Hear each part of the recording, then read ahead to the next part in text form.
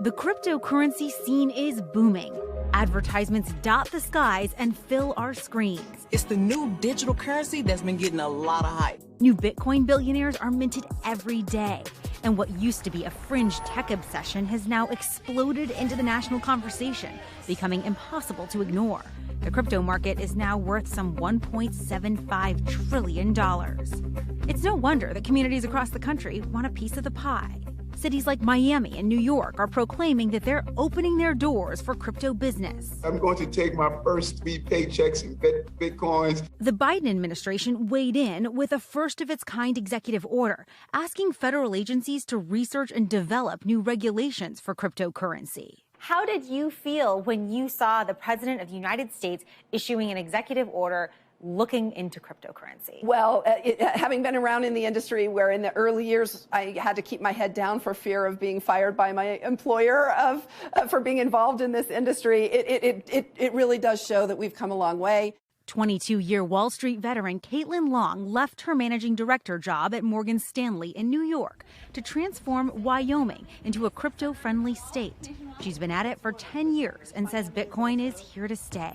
Bitcoin's the 11th largest currency in the world right now, so obviously it's not small anymore. It's bigger than most countries, the value of most countries' currencies, and I think over time going a lot bigger.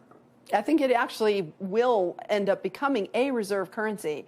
It's way too late to try to ban Bitcoin. Everyone who says that Bitcoin should be banned is, in fact, revealing that they don't understand what Bitcoin actually is. We're in a nascent technology. Steve Lupien has made it his full-time job to explain exactly what Bitcoin is. He's a professor of blockchain and cryptocurrency at the University of Wyoming, one of the only schools in the country where students can get a minor in the subject. To understand Bitcoin, he says you should first think about gold. You can't walk into McDonald's right now and buy a Big Mac fries and a Coke, with a gold bar, but that doesn't mean it doesn't have value. And that's kind of where I put Bitcoin today. And how did gold become valuable to begin with?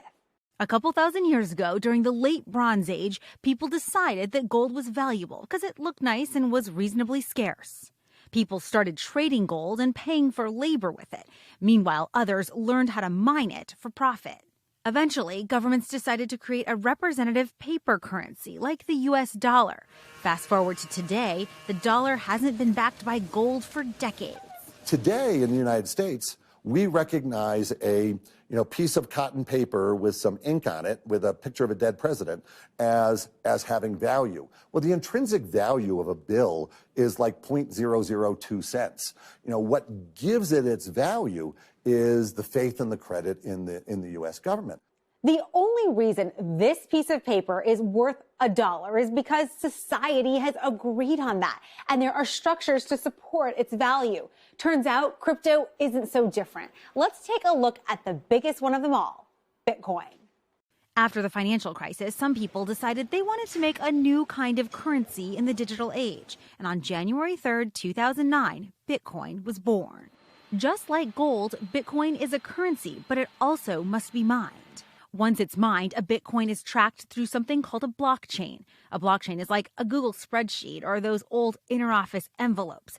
Information is added to the blockchain through transactions. Every 10 minutes or so, a new block of information is added to the Bitcoin blockchain. But that data needs to be verified, which requires very sophisticated computers. And the people who run those computers are rewarded with Bitcoin.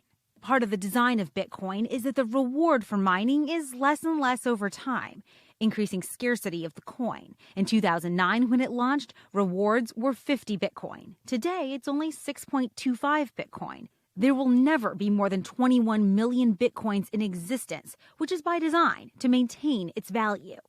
Just like gold, these Bitcoins that are rewarded can be traded on an open market where anyone can buy or sell them. Their value is determined simply by what people are willing to pay for them, similar to how the stock market works. But unlike the stock market or traditional financial systems, the Bitcoin network runs 24 hours a day and hasn't had an outage in nearly 10 years. I have a lot more confidence in the systemic stability of Bitcoin than I do in the systemic stability of the traditional finance industry. And I spent a long time in the traditional finance industry. I've seen some of the instability up close.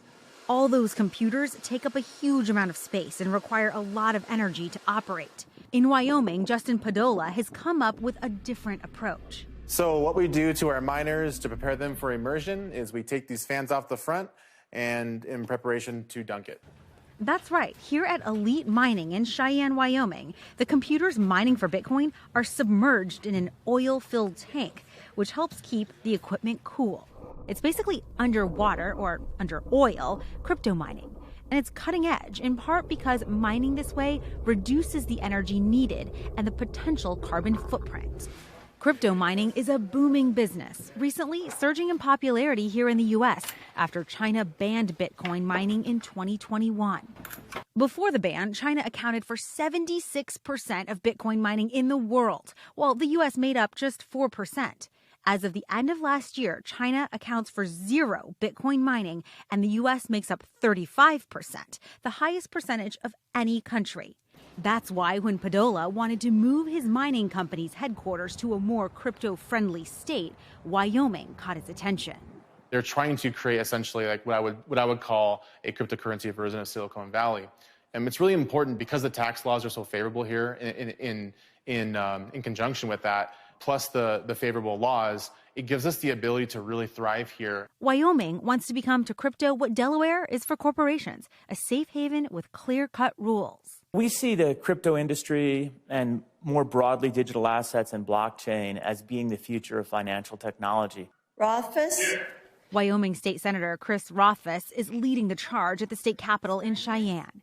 His goal, put new laws on the books to make Wyoming more welcoming for blockchain startups. Right now, the Wyoming economy is heavily based on mineral extraction, coal, oil, and gas. We've benefited tremendously from revenue from those industries over the years, but we know that looking forward, we're going to have to do something different. We need some 21st century technologies and ways to pave the roads and fund our schools. Already, 30 pieces of crypto-related legislation have been signed into law, like defining cryptocurrency as property and allowing for specially chartered banks to serve companies that deal in cryptocurrency, which currently don't exist. Nobody wants to raise capital by going to somebody and saying, hey, I've got this great idea that I kind of think is legal.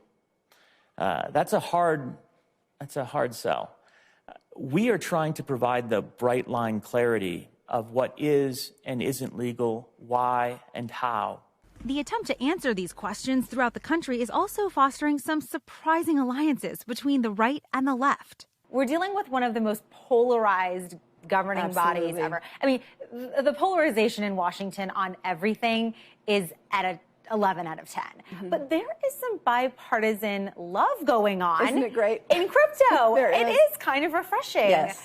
Why is this happening? Where is this happening? Well, what you're seeing is that some of the traditional liberals, the ACLU types who are free speechers, are lining up with the more liberty-oriented Republicans. And at that part of the ideological spectrum, they're discovering that the progressives and the libertarians actually have a lot in common.